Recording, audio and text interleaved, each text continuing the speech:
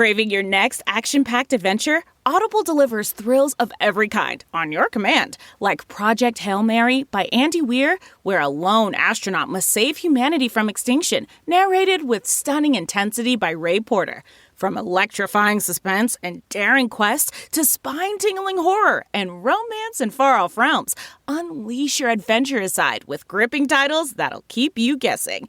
Discover exclusive Audible originals, hotly anticipated new releases, and must-listen bestsellers that hook you from the first minute. Because Audible knows there's no greater thrill than the one that speaks to you.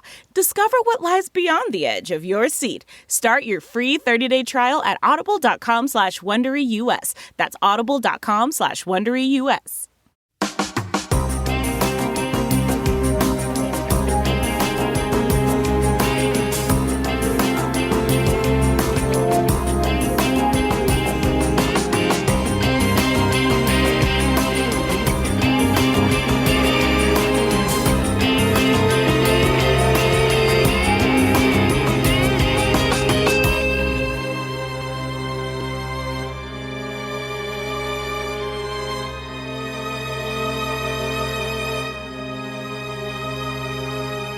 Hello, everyone, and welcome to episode 51 of the True Crime All the Time Unsolved podcast. I'm Mike Ferguson, and with me, as always, is my partner in true crime, Mike Gibson. Gibby, how are you today? I'm good, man. All right, man. Man, I'm better. How about that? You're better. All right. Yeah. So you may not be back to full Gibby. Full head-on Gibby, about 3 days away. 3 days away, so you're maybe at, what, 90% of Gibby? Looking at the Gibby gauge, I would say, yeah. All right. We'll give you 90%. Cool. Gibby gauge. I ought to trademark that. You should trademark a lot of things. Yeah. All right, Gibbs, let's go through our new Patreon supporters. We got a bunch, which is awesome. We have Magnus Arnerson. We had Tanya Coniglia. Big social media supporter. Yep. Love it. Megan Fitzgerald. Jessica Koopmans jumped out at our highest level. We had Angela Rhodes. N. Friender. And Friender. Yep. Okay. Alyssa Larison. Nancy Perrin.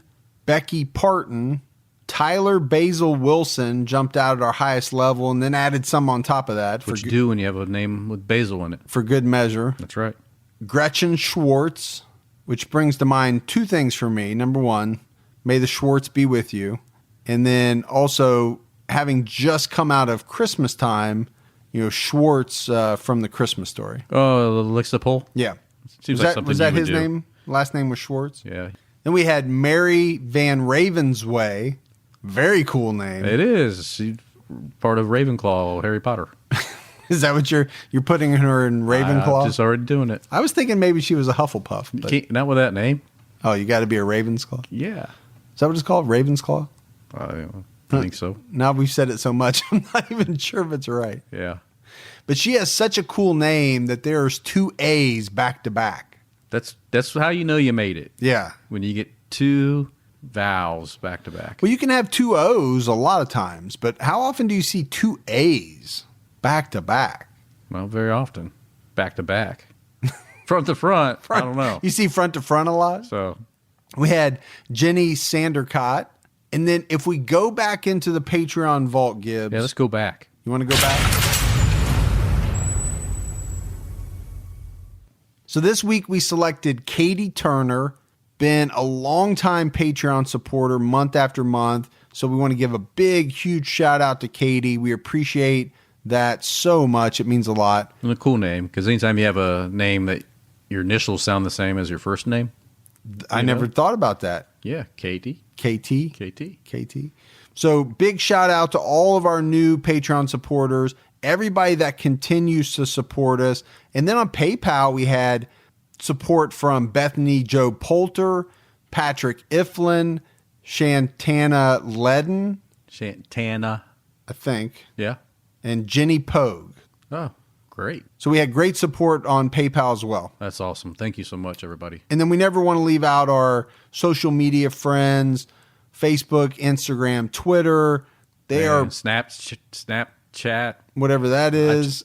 I try, but that's a whole nother world, man. I don't Those know. Snapchat rooms. You can't even say I can't. Snapchat. Those Snapchat rooms go 100 miles an hour, man. By the time you go back and reread to get caught up, they're already like... There's like 1,000 more. Yeah. You're like, So if you can't say Snapchat, what are the odds that you can figure out the technology to actually use Snapchat? Probably not good.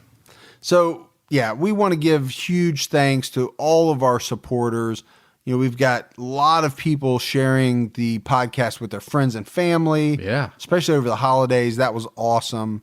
So as this episode is out now, so is a brand new episode of True Crime All the Time. It is. And we did this week Michael Lee Lockhart. Who's that?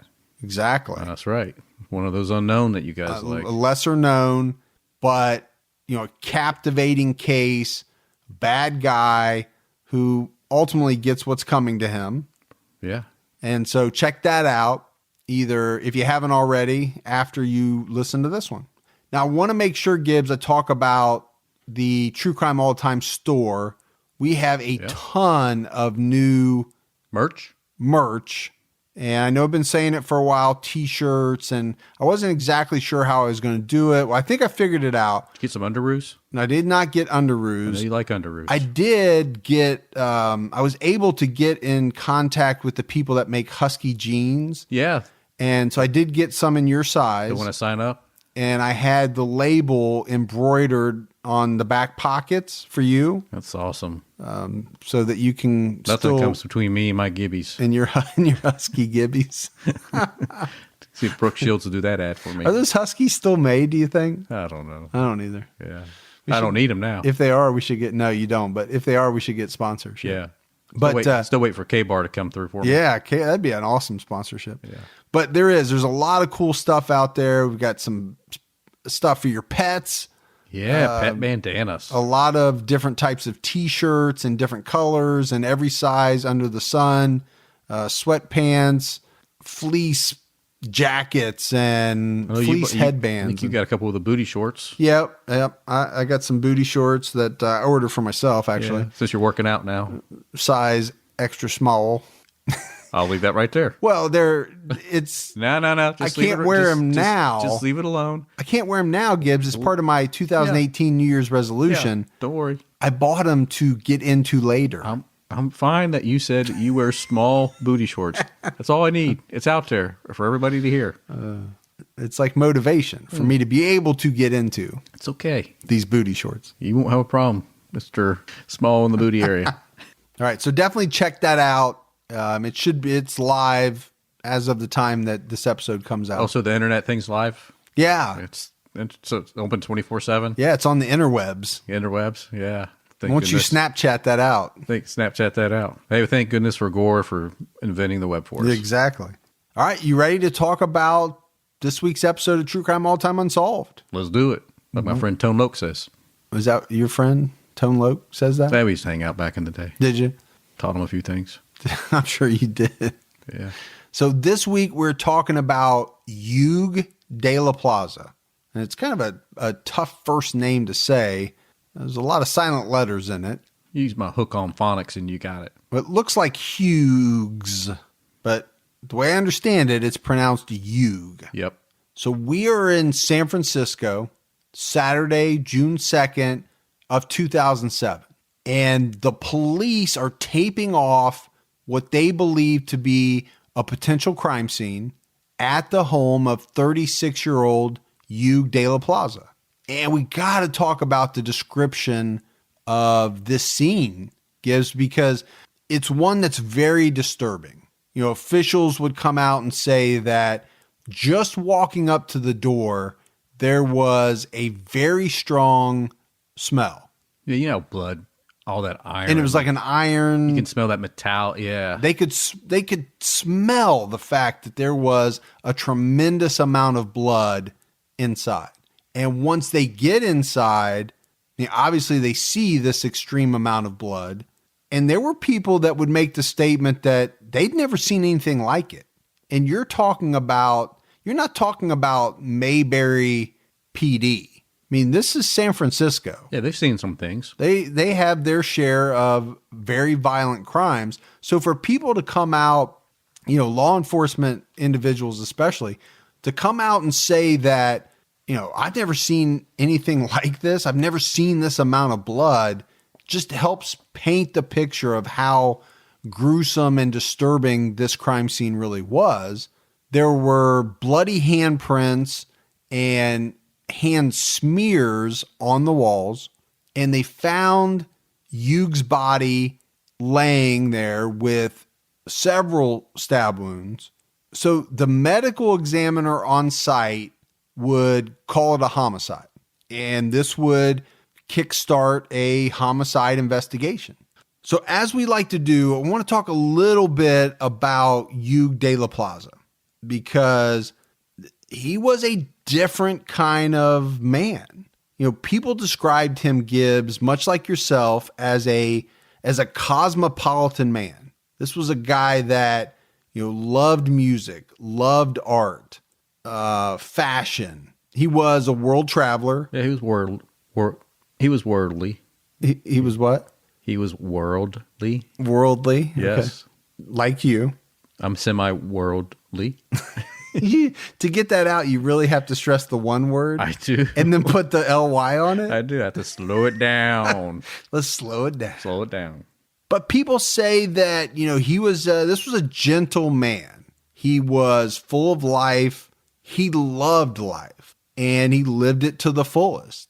Was described as having a contagious smile, and this was a good looking guy, and he was French. So he had the French accent. So he had a really cool French accent. Like Pepe Le Pew? The accent, women okay. love that accent. Women do love a good French accent on a good-looking world traveler guy. I think he's just an accent at all. I mean, I just... All right. You sound like Jean-Claude Van Damme. Jean-Claude Van Damme. Yeah, let me put my leg above my head. And he was not French. So he was from Belgium. Belgium, France. They're all right there together. You could put one foot on one side of the street, one side on the other, and you're being France, Belgium. Belgium, Okay. France. Yeah, this accent is morphing quickly. It is just going really bad. It's going really south in a hurry. All right. But no, I think we joke around, but the French accent was important. It really was. Women were drawn to it. They were drawn to him. And you have to talk about all of his characteristics and his qualities to understand why that was. And the French accent played a part in it. There's no doubt. The whole package made him very attractive to the opposite sex. Now, Hugue worked for a company called Leapfrog. I remember that company. I do too. I used to buy those stuff for my kids. Leapfrog got a lot of my money back in the day because it was an educational toy company. And I say was, I assume it's still around, but I don't know. My kids are of an age now where they don't want anything from Leapfrog. But back in the day when they were younger, we bought them a lot of Leapfrog stuff because it was electronics. Yeah. But it was educational. It's like you could play games and you learn something from it. Right. It's like learn words with friends. Mm-hmm. Words. Or Gibby English. I think that was one of the first ones we got probably, them. Yeah. Was Gibby English. Gibby English. It's a good one. But you could learn math and Ooh, Gibby math. Yeah, well, I think there was one where you put it in and it was Gibby money conversion. Oh. So my kids learned a lot. Yeah, if they took that one, then they're probably doing really well with their savings. Growing up. They don't know what any of the bill denominations are. They can't tell time. That's okay, though. But they did pretty good, I guess. Yeah, they did all right. They got their iPhone. They do have an iPhone now, so it's like, how do you read a clock? Well, who gives a shit? I have an iPhone. I don't need to tell time. My phone tells me my time. My oldest daughter actually said that. Not who gives a shit, but she said, why do I need to know how to tell time on your old ass clock? I just look at my iPhone. It tells me exactly what time it is. It makes a good point. Yeah, I'm not saying she's wrong, but still, you might just want to know that just so people don't say, how come you can't tell time? Exactly. But at this Leapfrog company, Hugue was the head of sound engineering. So this guy, and we have to paint the portrait of him, he had it going on. He was doing well. It sounds like he had a good job. He was a good looking guy. Again, all things that would have made him attractive, like you said, Gibbs, to the opposite sex. To any sex. Or, yeah. Yeah. Yeah, you you're right. go. I shouldn't limit it to the opposite sex. But he had what he had. He just had his stuff together. Yes. So I think we have to take a look at the timeline leading up to Hugue's body being discovered on June 2nd. So on the morning of Friday the 1st, he followed his normal routine, got up that morning, went to work. He would go out to lunch with his friend and coworker, grabbed a quick bite to eat. They also shot a game of pool. We know that. Which is always fun. Oh, sure. Eat, shoot a little pool. I'm good at pool, man. And that makes a lot of sense, Gibbs, because of how good you are with calculations, trajectories. That would seem to make pool a game right up your alley. Yeah, I can just visually see it in my head. And do like a quick conversion. Yeah, bang it off this corner into that corner, and yep. No, I see, and I'm going more in depth. I'm thinking that you're saying like this angle is 32 degrees. Boop, boop, boop, boop, boop, boop, boop. Yeah, and then there you go. That's exactly what it sounds like. Is that what it sounds like in your head? I'm always playing 3 balls ahead of everybody. I bet you are. Now, the other thing that was known was that Hugue was flirting at the bar, which everybody would come out and say that was pretty typical for him. Normal night. And this is kind of normal day. Yeah, normal day. And this is kind of why we have to set the scene, talk about Hugue, good-looking guy. He would use his good looks and his accent to meet women. And from what you read, there were a lot of women that fell for his charms. And I'm not saying he was doing anything, below board or anything like that. There was just a lot of women that were taken by him. Let's put it that way. Now, he and the coworker, they would go back to work that day. And the coworker would later tell police that Hugue had mentioned he had a date that night with a woman that he met online, which apparently he did that a lot as far as meeting women online. And that's something, Gibbs, that you and I don't know much about, because back in the day prior to us getting married, they didn't have that. No. How fun would that have been, though? I think, and I don't know if you remember this, and I don't know when online dating started, to be honest with you, but I mean, shit, I was married before, the internet hadn't even really been out that long when I got married. So, yeah. But if you remember back in the day, and we wouldn't even have been old enough to do this, but they had those dating services where you would go in, they would videotape you using like a VHS cassette. Really? Yeah. You don't remember these video dating services? Never needed them. No, I'm not saying we used them. I think you did. I'm saying you don't remember what I'm talking about? No. But so if you were a man, you would go in, you would record a video. Okay. Basically saying, this is who I am, this is what I'm looking for. And then the other people that belonged, they would go in and look at different videos and see who they might want to go on a date with. Which is like an early version of farmers.com. It is, just not online. Right. Yeah. You actually had to go in to view the different videos. And you know what the hell I'm talking about. I'm not saying you used it, but you want to act like you don't know. Did you ever do speed dating? No. No, but like I said, I got married young. The speed dating, it's just a nicer version of going to the bar and getting close to 2 o'clock and... No, I've seen it on TV. Speeding yourself through the whoever's remaining in the bar. And How you doing? Yep. Is that how you did it? How you doing? How you doing? No, I've seen it on TV. Yeah. But apparently, Hugue was a big practitioner of online dating. So he used that, which a lot of people do these days. I guess that was the point that I was making. They didn't have that when we were back when you and I were dating, but now that's pretty normal. They got I joked and said farmers.com. I mean, they got one out for every sector of life, and then they even have the social media one, whatever the one's called, where you swipe left, swipe right or something if you like the picture. Oh, you talking about Tinder? Tinder. Yeah, but that's more of a hookup thing, I think. Isn't it all hookup well, at the very end, when you get to the very end? I guess you're technically right. But some people are just looking for an actual date and a long-term thing. Well, maybe that's where you go to church and or you act like grocery store or something. You act like you don't know what Tinder is. Tinder, I don't know. Swipe up, swipe right. Swipe up or down, I don't know. It's like Gibby swiping up. Why won't this work? Yeah, I can't figure it out. And another friend would come out later and say that he was told by Hugue that he did go on the date. It was not a hit. And both parties agreed that, they could be friends, but it wasn't something, that was going to work out romantically. And after the date, apparently he headed off to a club to meet his friend. And this was at an underground San Francisco nightclub. So a few more friends show up that night to the club. And again, they all say that Hugue was in great spirits, was laughing, partying, hitting on women, just doing whatever he normally did. He was having fun. As far as the drinking goes, they would say that they believe he had about 3 whiskeys. That's what they think. He was a little tipsy.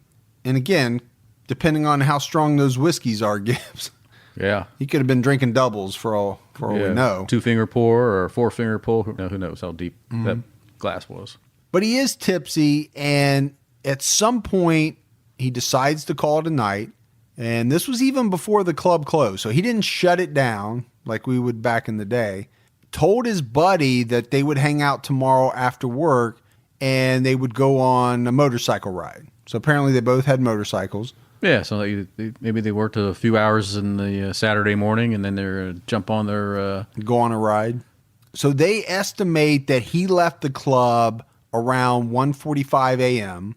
Now, another of his friends would come out and say that just before he left, he said, Hugue told his buddy that he was going to talk to one more woman to see if he could make something happen.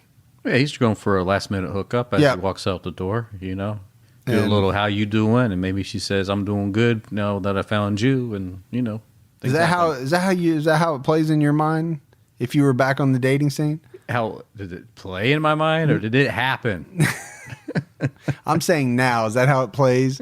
That you would think it would happen? At this moment, it's how it plays in my mind. How you doing? Yeah, how you doing? I'm doing good now that I found you. Because you had a lot of detail in that one.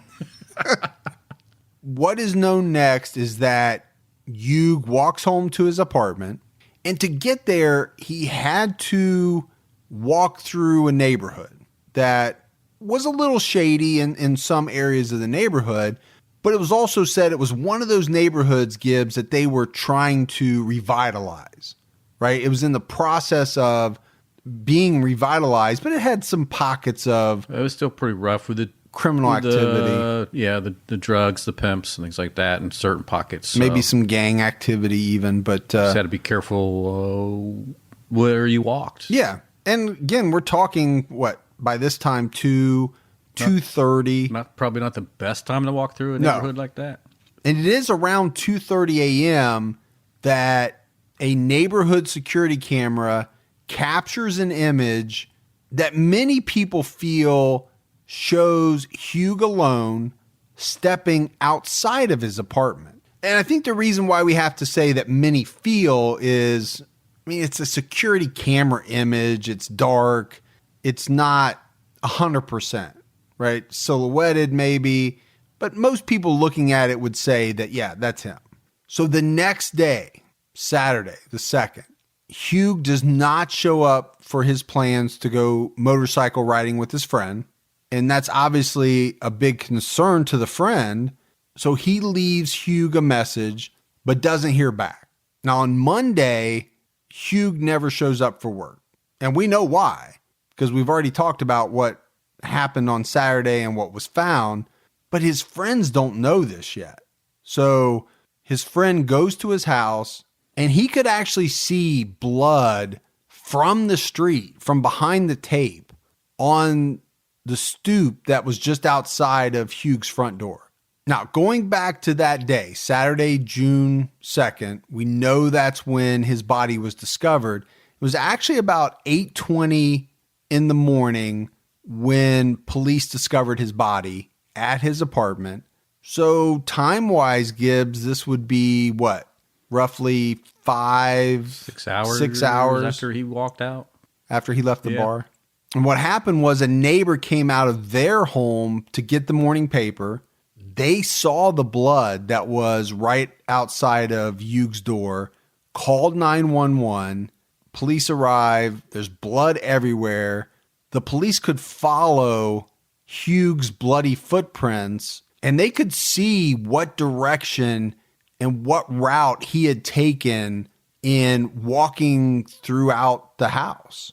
They saw the bloody handprints on the walls and door, and they could tell that eventually what happened was that Hugue laid down by a wall and raised his hand, maybe trying to get more comfortable. Gibbs, obviously he's struggling, fighting for his life at this point, but they're theorizing this is how some of the bloody handprints were made. So the assistant medical examiner arrives at the house about 10 a.m., notes that Hugue was lying face up. The stab wounds were visible, but they're looking around, and the investigators notice that his door was locked, his front door. The back door is locked as well. And, during their searching, they're not able to find any weapon, and they don't even see any real signs of a struggle inside the home. Now, the only thing that they did note was that the TV was flipped over and was broken, and it appeared as though his watch had been torn off because it was found underneath him where he was laying. And then I think you have to talk about the blood evidence. So we're going to get into a little bit of CSI action here because, investigators are looking at the blood evidence, and they're not seeing what they think they would see if there had been this gigantic struggle between Hugue and an attacker or multiple attackers. Now, we mentioned Gibbs. There's a lot of blood at the scene. But as they're analyzing it, and you know how they do with the spatter and the spray, and they're able to tell how blood drops even. What they say is that it looked like he bled out slowly and that he took his time walking through the apartment. Another thing that is noted by investigators is that his cell phone was in clear view, right next to his wallet and his keys, and there appeared to not be any attempt to use this phone, right, at all, whether to call 911, to call somebody for help. There was no bloody prints on it. So again, that's kind of strange. If we know there was time to walk around this apartment, all of this adds to the mystery. They were quickly able to verify with 911 that no 911 calls had come in from either the cell phone or his home phone or that residence. Let's put it that way, that location. And another point that was very interesting to investigators, and we mentioned this blood outside of Hugue's door on the steps, the stoop, and the railing. There was quite a bit, but not a single bloody print walking away from the scene. Investigators also viewed all the security camera tapes, footage that they could get their hands on, and they don't see a single potential suspect either coming or going. No, they just have that one clip of the silhouette that looks like him coming out of his apartment and going back in. And so the assumption is that that's when he came out and he must have bled out there for a little bit, then went back inside. Now, you had an ex-girlfriend that he remained very close friends with. And it would be this ex-girlfriend that had to call his parents over in France and give them the news about their son. She would later say to a reporter it was the hardest call she ever had to make, which doesn't surprise me. I can't imagine something a harder call, right? Telling somebody that their child is dead.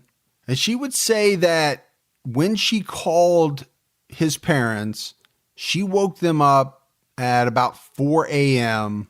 to tell them. So that's 4 a.m. their time in France. And you know, Gibbs, it goes without saying, they're devastated, of course, hearing this news.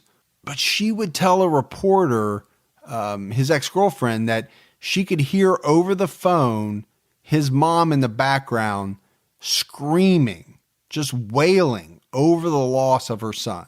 And Hugue's dad would later say that he and his boy were very close. I mean, they talked weekly, and he was devastated. And who wouldn't be? I mean, right? We're not telling people anything that they can't already figure out, but it was a major, major blow. And family and friends were shocked about what happened to Hugue, but they would be even more shocked later on, Gibbs, as investigators start to lean, I think, a little bit towards the idea that maybe this was a suicide. You know, maybe this wasn't some stranger that stabbed Hugue 3 times on his way home from the bar that night, and he was able to get inside of his apartment but ultimately die. They start to think that this could have been a suicide. Yeah, I mean, they're looking at the fact that they had to bust down the door, so the front door was locked, back door was locked, no weapon, no sign of struggle. So to them, they're thinking, I don't know. I mean, it sounds like self-harm. Yeah, and we're going to get into it a little bit more, but I mean, you just said no weapon. To me, that makes it hard for me to think it would be a suicide to not find a weapon. But we'll dig into it deeper as we go along. And even some people will theorize, could it have been some mystery woman that he picked up on his way home, or called and asked to come over to hook up, you know, and things didn't go well and she fled. Or could it have been the significant other of someone that maybe he was hooking up with? Yeah, exactly. That was another thing that they theorized as well. We'll talk about that more. So as investigators do, right, they talk to all the neighbors, and there were multiple neighbors that would tell investigators that they heard a loud thud. And they put this loud thud at around 2:38 a.m. And again, you have to talk about it. This is literally minutes before the time that the medical examiner believes that Hugue died. So that's a pretty significant piece of information given its relation to the calculated time of death. So the neighbors would say that, and this is like 2 neighbors, right? 2 different neighbors that this is coming from. They were awakened by this really loud noise outside their windows. And they would say it sounded like a thud, but also like somebody was having a problem getting a door open, or maybe trying to put their shoulder into a door. They would hear some noises after this, but they would be more along the lines of what you would think of as a door opening and closing, and someone running down a set of stairs and then falling over. So these people were very descriptive in the noises that they heard. Yeah, they said it was pretty loud.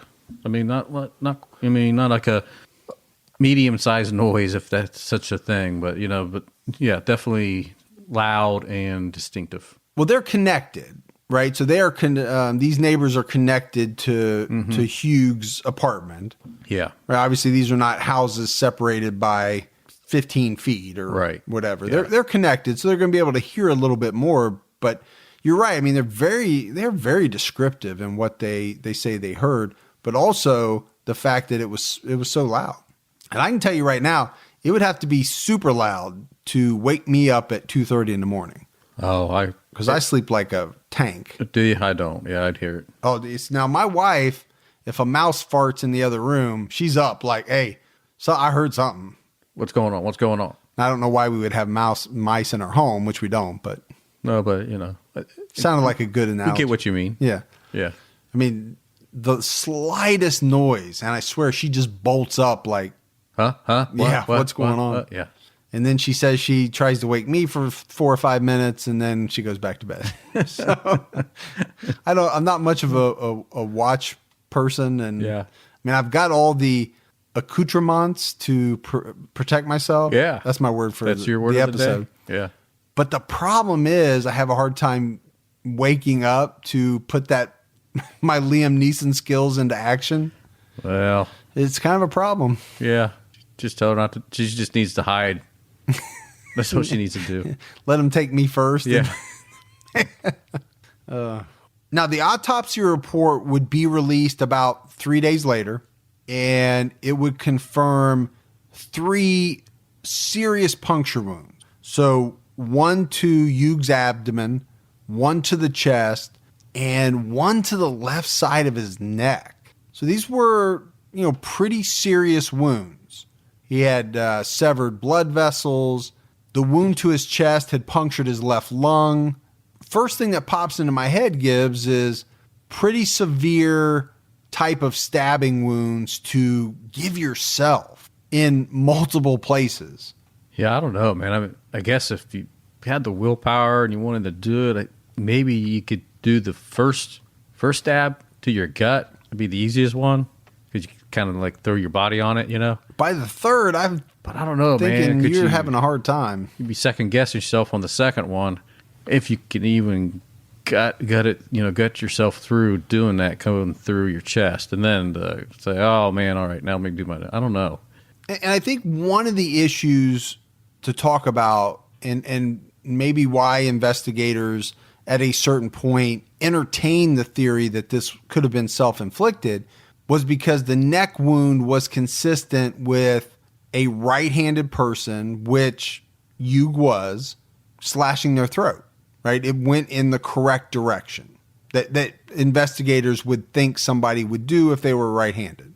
Does that make sense, Gibbs? It makes sense. Okay. I just want to make sure I'm saying it correctly.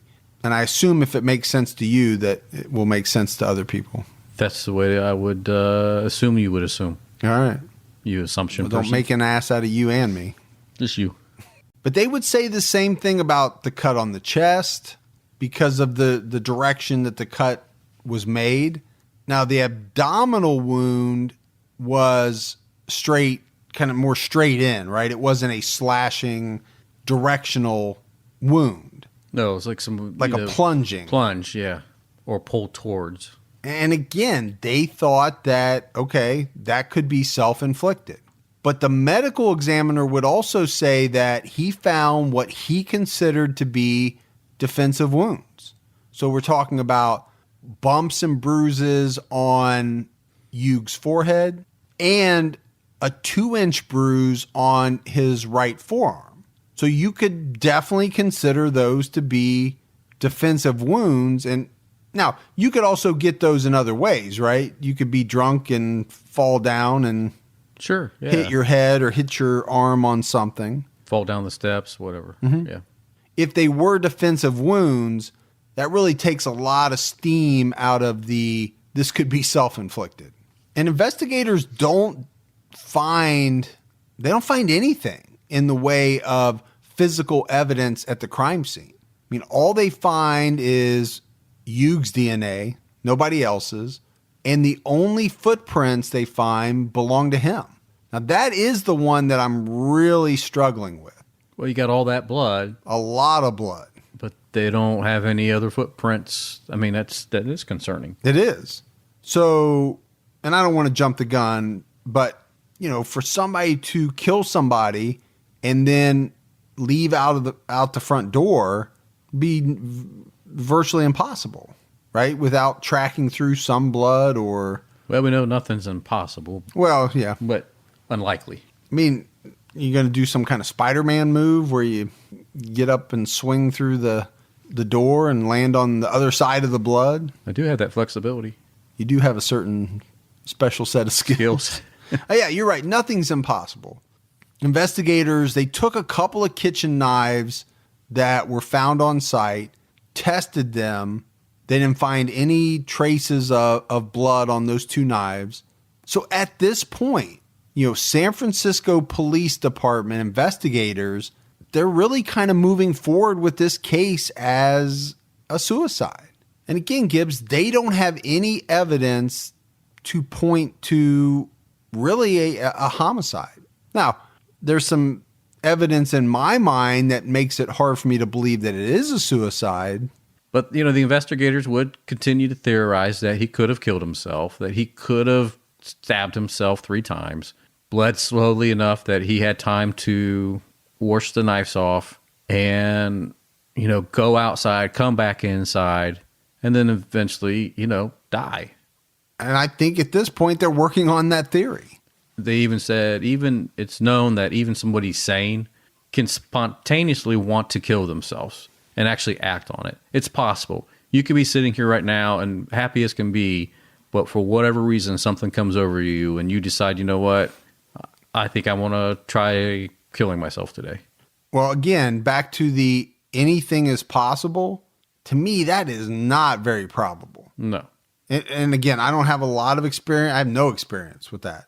But I just cannot see myself. I just feel like, for me anyway, I can only speak to myself, there would be some kind of decline. Yeah, some build up to that event. Have to, if it would ever happen, it would have to lead up to that. Right. I can't just imagine being in a great mood and partying and just all of a sudden, yeah. But it could happen. That's what they say. Like we say, everything is, there's nothing that is impossible. And then another theory is that he stabbed himself. When they see him on tape, he walks outside, that somehow he went out far enough to bury the knife that they could never find with all the technology that they have today. Another theory is that he stabbed himself, opened up one of the windows and threw the knife out the window, and that could have been one of the thuds that people heard, was the window shutting. They're just coming up with different avenues to go down to address the possible suicide. But here's the problem I have with all of those. And for me, the problem I'm having is with the knives, right? So, and again, not a forensic specialist by any stretch, but I always thought that it was very hard to wash away every trace of blood. So let's say you had a kitchen knife. Could you get every single, even using all the technology that they have today? I don't think so. I didn't think you could, but I don't know. Microscopic grooves and, where the knife meets the handle. Yes. There's just, I think it's impossible. And that's kind of what you always hear, is that, it's really hard to wipe away every trace of blood evidence. And even if you rinsed it in the sink, there could possibly be even particles that that are stuck in the sink somehow. Yeah. Mm-hmm. So, now, yeah. And then the other part of that is, how is anybody going to either A, bury a knife, or B, throw it out a window where the police are not going to find it? Exactly. They're combing all over that. Exactly. I just don't see that at all either. So I'm having trouble with that. There's one more thing that we have to talk about that I believe was really leading investigators down this possible suicide path. And it's a conversation between police and Hugue's ex-girlfriend that takes place 4 days after the murder, and police would tape this call. And this is how that conversation went. The ex-girlfriend told police that Hugue was into Japanese culture, especially samurai culture. And then she asks one of the detectives a question, and it was, "Can I ask you one thing? Was this a harikiri? Did he go into his stomach?" Gibbs, that is a very strange question to ask. Now, that's a samurai type Japanese honor suicide type deal, right? Is that's the one where you take like the samurai sword, you plunge it into the abdomen, and then you move, and then you rip it to the side. Yeah. Now, I think the real pronunciation, Gibbs, is like either harakiri or harakiri. But here in the States, I've always heard it pronounced harikiri. So you can say it however you want, I guess. Or say how it is around here. Yeah. That's what we say. But I'm also giving the real pronunciation. Yeah. Hare. Because if not, I'll get like 8,000 emails. Yeah. But it's such a strange thing for her to ask. Now, she would later come out and say the detectives led her down that path to ask those questions, and that she never once thought that you committed suicide. But you have the flip side of that, and that's the detective saying, hey, we never led her down that path. That was her. She's the one that came out, asked those questions of us. But her story is backed up a little bit by some of the neighbors who would come out later and say that, pretty much right out of the gate in detectives questioning them, they were starting to hint at the possibility of suicide. They were asking about possible drug use by Hugue, if he had prostitutes coming over to the apartment, was he depressed?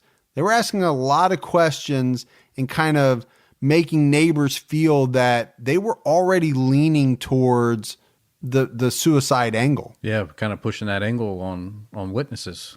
Now, we mentioned in the beginning that Hugue's death was initially classified as a homicide, and that was by the assistant medical examiner on site at the scene. But later on, the head medical examiner would come out and she would classify the death as undetermined. And this was because she couldn't call it a homicide, but she couldn't call it a suicide either. Now, at this point, the family gets so fed up that they hire their own investigator to look into this crime. And they hired a 25-year veteran by the name of John Murphy. And John Murphy is quick to point out that Hugue was walking home through a very rough neighborhood. We mentioned that. And he actually says, Gibbs, we're talking about pimps, sex workers, drug dealers. He reviews the crime scene and he starts to re-interview everyone involved. And I think one of the big problems that John Murphy has is with the 3 stab wounds and the weapon that would have made these stab wounds. He feels that no way was this a suicide. It had to have been a murder. And as he starts to run through the timeline, right? So Hugue leaves the bar, gets home safe, has a bite to eat at home, which obviously they could tell from the autopsy. And as they look through his laptop and his searches, they can tell that he did some searching on some dating sites, some porn/sex sites. He then opened his front door and stepped outside. Now, to John Murphy, this is when he believes a single attacker stabs him first in the gut and then 2 quicker stabs, one in the chest and one in the neck. And then Murphy thinks that he quickly fled this attack, got back into his apartment, and was able to lock the door. And maybe it's just to me, that theory put forth by John Murphy actually makes more sense to me than some of the others we've talked about. Yeah, I mean, it seems logical. Right. Yeah. Not saying that happened more so than the other, but it seems to me more logical. That's the right word to use, I think. Yeah. Well, and it would make sense when they get into the blood spatter and things like that. You can see outside the blood on the stoop, the steps, and then when they talk about the blood on the inside, how it doesn't really seem like you can tell there was a struggle. Well, no, he's already been stabbed. He got himself inside, locked the door, and as he was bleeding out, there was no struggle besides the struggle of him trying to fight for his life. And I guess that's one of the problems I have is why the blood evidence didn't point more towards that, right? So that the blood evidence of where the stabbing occurs, you would think, Gibbs, right? It's going to be different than where a person is standing after they've been stabbed later. And the blood is dripping, I don't want to be too gruesome, but, it's hitting the ground straight down in droplets versus a stab wound where there's a massive amount of spurt. And now we talked about the possibility, was this a woman that he met, dated? Was this a scorned lover? Or was it a husband or boyfriend of one of these women that Hugue had met? because it did come out from friends that he had dated, spent time with married women that had boyfriends.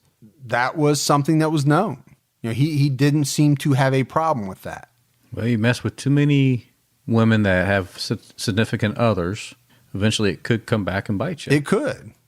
And you have to talk about that because it's part of the story. Now, we talked about investigators sniffing around about possible drug use because, they're probably thinking about that angle, drug deal gone bad. But the tox report comes back clean. He didn't have any drugs in his system. The private investigator hired by the family would call in the assistance of the French government, and they would start an investigation as well and interview over 50 people.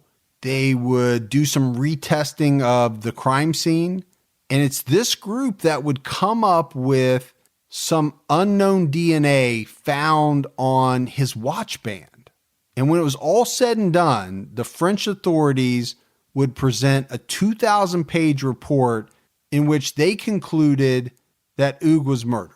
Now, after this report comes out, San Francisco PD, they claim that they've always treated this case as a homicide, even though they did entertain the notion that it could have been a suicide. But SFPD would come out and they would kind of say, Gibbs, that they dropped the ball a little bit on this case. The lead detective would say they had 5 deaths that week alone, and he himself was running 3 of those. So they were very thin. They were stretched thin on time, resources, and they just didn't have the resources to work the case the way they would have liked. Let's put it that way. In 2008, that ex-girlfriend reached out to the offices of citizens' complaints, asking them to do an independent review due to San Francisco PD neglect. In February of 2009, his family offered a $100,000 reward for any information leading to an arrest of his killer. But it would be 2 years before Hugue's ex-girlfriend would get the results of that OCC review of the case, and the report would say that the SFPD failed short of their duties due to lack of resources and cooperation between departments. So their independent review kind of backed up what the lead investigator said. But again, I don't think that the police did anything purposefully wrong. They didn't tamper with anything. They didn't do anything like that. It's just, I think they maybe rushed to some conclusions a little faster, which might have hampered, diving a little deeper into maybe some potential suspects or something like that. Right, but they didn't plant a bloody glove or, No. It wasn't anything like that. It was more just neglect or negligence. But in August of 2009, San Francisco, they get a new police chief who is going to make the De La Plaza case a top priority. And he actually asks for the assistance of the LAPD. He wants them to come in, take a look at the case, and then he does something else, Gibbs, that now I find kind of refreshing. He meets with the family. He meets with the friends in what was described as a very long and intense meeting. And it's in this meeting that he tells them that he brought in the LAPD, had them review the case. He also says that he commissioned an outside medical examiner from another county. And this medical examiner would say that Hugue's death was a homicide. And in his report, it specifically says, quote, on the outside wall adjacent to the staircase, he found blood consistent with cast off from the arm movements of a knife being plunged and removed. So I think this goes back to what we were talking about. Yeah, it does, I think. Not to give it away. We didn't want to give it away, but this was kind of the, how could you not, with all the CSI forensic blood evidence technology, be able to figure out like where the stabbings occurred. Yeah. And I think this medical examiner does that based off of cast off and, all the other techniques that they have. Now, he also detected what he thought was an abrasion on the palm of Hugue's right hand that he thought was consistent with a defensive wound. And the other thing that this medical examiner said was that the blood loss from the neck injury was so severe that Hugue would have expired in a minute or two. And this is what he was saying was the reason why he never called for help, right? Right, so if it did happen outside the door and he was lucky enough to get inside, lock that door, no wonder, he would have fallen backwards, face up, and then reaching his hand behind and hitting the wall with his hand. And it's probably a good, maybe what they heard. The neighbor said they heard like a door thud. That was probably him slamming the door, getting it locked, and then the other noise they heard was him falling back into the wall. But that would take a minute or two, right? Yeah. To get inside, lock the door, slump down. He was dying. Right. If that's the way it went down, it makes sense that, okay, there's a cell phone over here, but hell, he couldn't have gotten to it. I mean, he would have bled out that, so quickly that no way could he have made it to the cell phone if that's how it all transpired. Right. But even having all these reports from the French, from the outside medical examiner, from LAPD, everybody pretty much on the same page. It's a homicide. The original medical examiner from San Francisco is not going to change the report. They're going to leave it inconclusive because they just don't feel what they've seen. Unless someone raises their hand and said, I stabbed somebody, or someone proves that he wanted to kill himself, they're not going to change it. They're going to just leave it the way that they initially had it. Yeah, and inconclusive is, basically just non-committal, right? You're just not willing to go one way or the other. Now, if she had ruled it a suicide and all of this evidence came out that it was a homicide, I guess I have a little bit bigger problem with that. Yeah. Not changing it from that. But I guess that part doesn't matter to me as much because we know that San Francisco PD, they are investigating the case as though it was a homicide, right? So it's not like because the medical examiner says this, we're not gonna investigate it. Yeah, I'm just not impressed with them. But I get that point.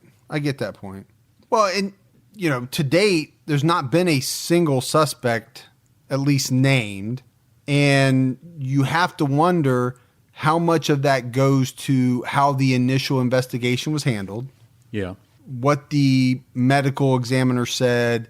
Were they really leaning towards the fact that it was a suicide early on, so they weren't pursuing certain angles that maybe would have netted them some really good information? Yeah, I just don't know. Yeah, so much time has gone by, so always hope. Yeah, I always hope that something would that would come up, and yeah, I guess this is one that could be solved. It's not so old that, like some of the ones we do where you go back 30, 40 years. Right. I think some could break loose in this one. You're talking about just a little over 10, 12 years, yeah. All right, but that's the mysterious death of Hugue De La Plaza. So, Gibbs, we got some voicemails. You want to check those out? Talking about mysterious, some of these voicemails are getting mysterious. We have some mysterious voicemails, several from the same individual. Yeah. The first one is not mysterious. Hi, Mike and Gibby. This is Renee Zook from Reno, Nevada again. I got your voicemail. I heard my voicemail on your thing, and you were asking about blood removal, Gibby. And the best product for that I've found is a product called OxyClean. There's one for carpet and one for laundry. And if it's a color safe thing, and peroxide dissolves or takes out blood really easily. So I just thought I'd give you that point since you asked. Keep your own time a-ticking, and thanks again. I love your podcast. Have a good one. Bye-bye. OxyClean. Good. Noted. Thank you. So many people are wondering why you want to know how to get blood out of carpet. Now, OxyClean, isn't that the one that Billy Mays It was. used to advertise? Yeah. R.I.P. Yep. That's what I thought. And then they sold it to one of the big laundry detergents has it in their. They used to have their own laundry detergent. Yeah. And somebody bought them, and now they incorporate it by saying, just like Febreze sold out to Tide or somebody. Yeah. Somebody sold out. Now you can get Tide with Febreze in it. Yeah, so you could get like Gain with Oxy or one of them. I get what you're saying. All right, so now you know. Oh, I know. Thank you. Hello. Your top shelf is always gentlemen. I enjoy your true crime craftsmanship, solved or not. I hope not to disappoint you. However, I cannot side with either hashtag Team Fergie or hashtag Team Gibby. I am 100% hashtag Team Dennis. He and I worked together on a variety of projects for a long, long time. But I wasn't his only inspiration. Sanford's Mad Dog explicitly laid out the rules of prey, as you well know, i.e., never had the motive. Please continue to do what you do, because you do it so well. Winking face, warmest regards, a friend. So another voicemail from a frog demon. Yeah. He's not hashtag Team Fergie or Gibby. He's hashtag Team Dennis, which I believe he's referring to Dennis Rader. Gibby, can you come look at this picture? This is a picture of my puppy. Can you help me find my puppy? Michael, do you like candy? Can I tempt you with a little piece of chocolate? Shush. I won't be very happy if you tell mommy or daddy. Neutral face. Warmest regards. A friend. Boys, I knew from the very first episode that we would become the best of friends. I have gone back and reviewed each episode to be certain that I have gathered every breadcrumb that you left me. This is brilliant. They will make movies about us, but this is just the beginning. Let's not get too far ahead of ourselves. There's a lot of dirty work to be done. Grinning face with tightly closed eyes. Warmest regards. A friend. We got 3 this week, Gibbs. Yeah. So a couple of things I want to say about it. First of all, in the first one, I could have sworn I heard a baby crying in the background. Could you? I thought I did. I've listened to it a couple times. I'd have to hear it again. Yeah. Yeah. Hopefully everybody listening can rewind. I did think I heard on the second one, like a door slamming or a cupboard slam or something like that. So maybe he's not alone. Or she. Yeah, I'm not sure. Yeah. The other thing is, I do like puppies. I would have helped you find your puppy. Find your puppy. And Mike probably would have took a piece of chocolate. Yes, I would have. I would now. But the one thing is, and I think I've told you this before, I really wish you'd stop having your family call in. Who? You. Me? Yeah. I wish you'd tell your family, stop calling in. I wish we had that. As you already said, I'm just not technically challenged enough to figure out Snapchat, let alone have my family figure out how to. No, you are technically challenged. You said you're not technically. Oh, yeah, I am. You are very technically challenged. Well, I definitely would have it's cool, whatever that voice thing is. Yeah. It reminds me of the, the high IQ guy. What's his name? Stephen Hawkins. Yeah. Hawking. Stephen Hawking. Steve H. Steve. Oh, so I feel like Frog Demon's going to be with us for a while. So then the other thing I get a kind of a kick out of is his descriptions of emojis. Oh, I love that, man. It cracks me up. So, because he can't see the emoji, so he's strained eyes. He's just describing what the emoji is. But yeah, he is signing it a friend, but it comes over as Frog Demon. A frog demon signed a friend. Hey, friend. Okay. So as long as he likes the show and hopefully he continues to like us, you're good. We should have no problems, hopefully. And just don't refuse the candy, Mike. Exactly. All right. That was kind of a good way to end it, I guess. If you say so. That's another episode of the True Crime All the Time Unsolved podcast. So for Mike and Gibby, stay safe and keep your own time ticking.